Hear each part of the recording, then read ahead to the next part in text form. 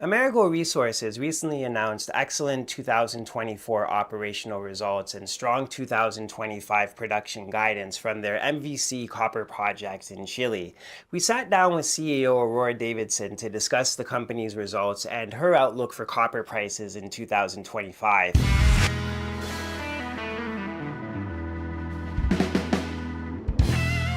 So, Aurora, earlier this week, Amerigo announced 2024 operational results and 2025 guidance. Can you please identify some key highlights from this release? So in terms of the highlights, what did we report? We reported copper production of 64.6 million pounds. This is 3.5% over our guidance. We sold 65 million pounds of copper. This is a record, annual record for Amerigo. So that was that's the main announcement. Now, as you know, we also produce molybdenum, moly, as a byproduct.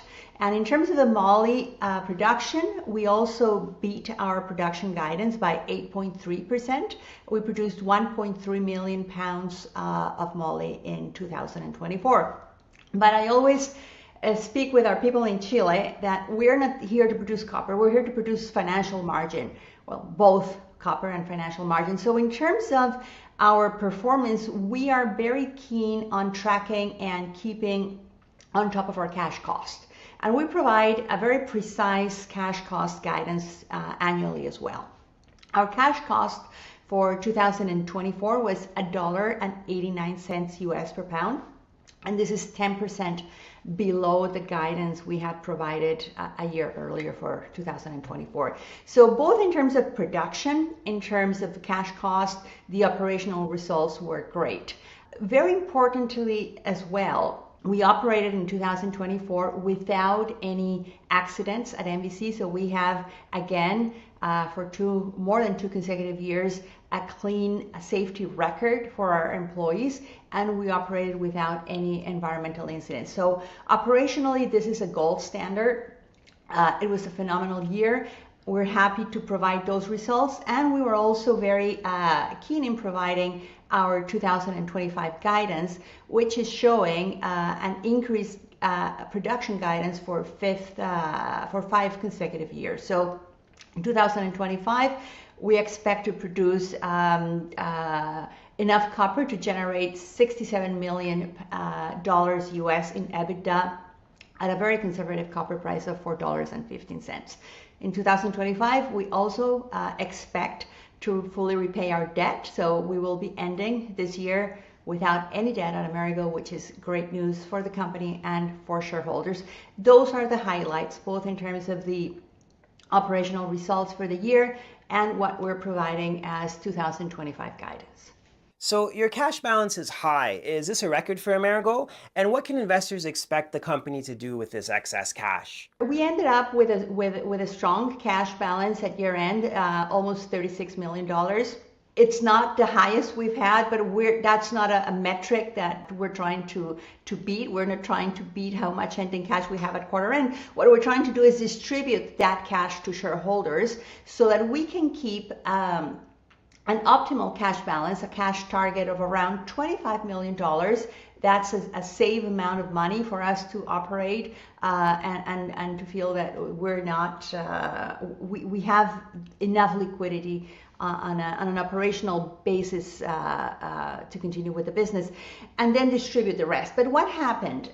We saw in the fourth quarter of 2024 a lot of volatility in copper prices, and we saw that there was that tendency for a slight cyclical dip, which in fact numbers speak better than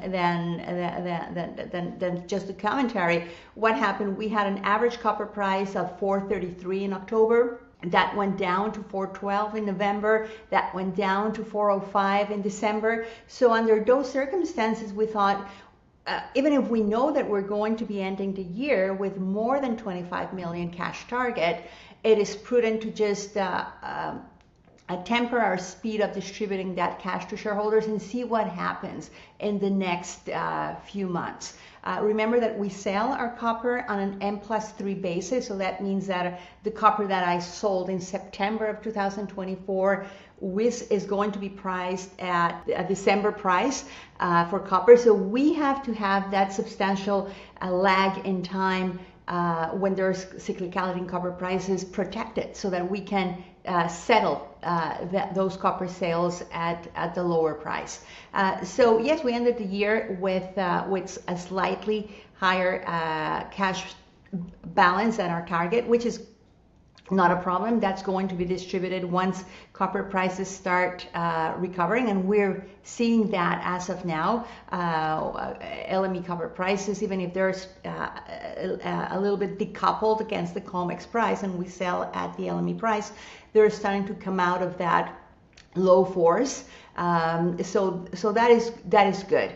Now, when we're talking about what happened in 2024 with an average copper price of $4.15, we distributed $21.2 million of cash to shareholders through the dividends, both quarterly dividends, our first performance dividend, and share buybacks.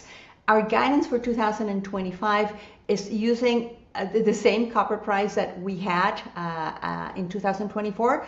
We're projecting 67 million EBITDA US, and we're projecting as well $22 million of free cash flow to be generated just in the year, plus the extra around $10 million that we ended up 2024 over our target. That creates a very significant cash pool. And as you know, we have no growth capex requirements, so that cash pool is being returned to shareholders, has been returned to shareholders consistently for 3 years. Despite many moving pieces, including a strong US dollar, copper prices have remained resilient. So what's your outlook on copper prices for 2025? My outlook is very positive on copper prices, including in 2025. So that hasn't changed, and there is no fundamental reasoning for me to change that position. But once a year, I put on a very conservative hat, and that is when we prepare our budget, because I don't want to be creating a plan for the company based on a copper price that is not crystallized in front of us at the time we're preparing the budget. So in Q4 of 2024, we were seeing this volatility. We were seeing this short-term copper price dip, and we worked on the basis of creating a budget that was conservative.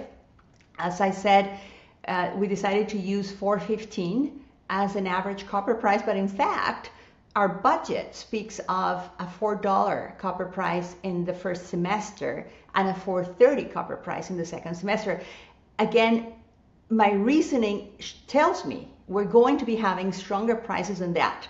But when it comes to the point of creating the plan that will allow us to meet our capex, repay our debt, and pay our dividend to shareholders, we need to ensure that we have everything in place that will allow us to do that, even if copper prices are on the lower part of the cycle.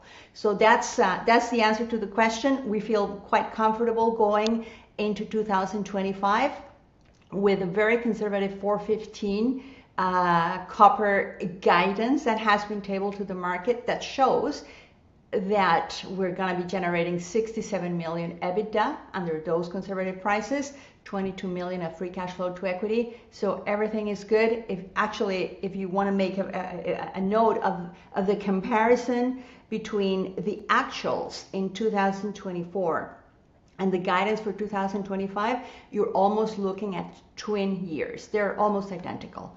So it's exciting. I'm very pleased to report the results for 2024 and also confirm that at least we expect to do as well in 2025.